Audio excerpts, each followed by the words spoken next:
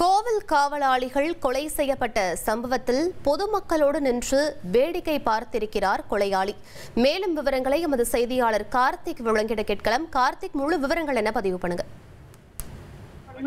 கொலை செய்துவிட்டு பொதுமக்களோடு சேர்ந்து போலீசாரிடம் வாக்குவாதத்தில் ஈடுபட்ட குற்றவாளி யாரை தான் நம்புவதோ என அதிர்ச்சியில் பொதுமக்கள் ஆழ்ந்துள்ளனர். அதாவது ராஜபாளையம் அருகே தேவதானத்துல பிரதிஷ்டி பெற்ற அஞ்சாடை தவிர்த்தறிய சுவாமி திருக்கோயில் இருக்குது. இந்த கோயில திங்கட்கிழமை இரவு நடந்த கொள்ளை சம்பவத்துல காவலாளிகள் பேச்சிமுத்து சங்கர நாராயணன் ஆகிய இருவரை வெட்டி கொலை செய்யப்பட்டார். இந்த சம்பவத்தை மதுரை தரக டிஐஜி அபிலாஷ் குமார், விருதுநகர் மாவட்ட காவல் கண்காணிப்பாளர் கண்ணன் ஆகியோர் நேரில் சென்று 6 தனிப்படையில் அமைத்து குற்றவாளிகளை பிடிக்க உத்தரவிட்டனர். கொலை சம்பவத்தில் ஈடுபட்டவர்களில் ஒருவரான தெற்கு தேவதானத்தை சேர்ந்தவர் கணேஷ் மகன் நாகராஜ்.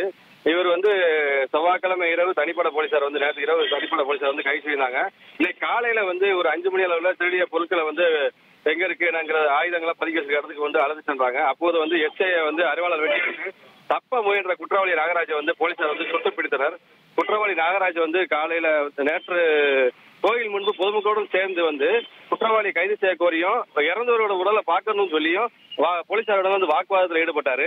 பொதுவாகவே ஒரு குற்றச்சம்பவம் நடந்துச்சுன்னா அந்த இடத்துக்கு போலீசார், மோப்ப நாய்கள், கை நாய் நிர்வாகம் வருவாங்க. அப்படி வந்திருக்கும் போது மோப்ப நாய் அந்த கோயிலே சுத்தி அப்படியே நின்றுச்சு. சம்பவம் எடுத்து சில சம்பவங்கள் மோப்ப நாய்கள் குற்றவாளி எங்க ஓடிட்டாங்களோ அது வரைக்கும் போகும். ஆனா இந்த சம்பவம் அந்த கோயிலை சுற்றி அங்கேயே நின்றது. ஆனா அந்நேரம் நாகராஜ் நாய் மோப்ப நாய் வரும்போது அவர் இல்ல. அதுக்கு முன்னாடி அந்த இறந்து போனவர உறவின் அந்த பாடி எடுக்கும் போது போலீசாரோட நாகராஜ் வாக்குவாதத்துல ஈடுபட்டு தகராறுலாம் பண்ணாரு. அந்த காட்சிகள்லாம் இப்ப நீங்க பாத்துக்கிட்டு இருக்கீங்க.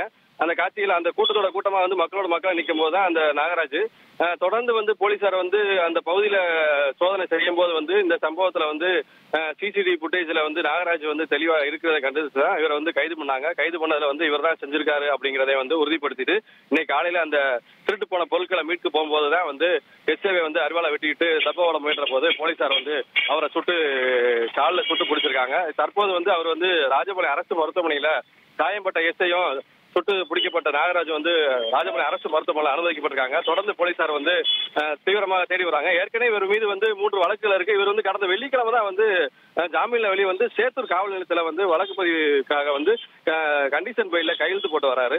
தொடர்ந்து முனீஸ்வரன் என்பவரையும் போலீசார் தேடி வராங்க. விவரங்களுக்கு நன்றி கார்த்திக்.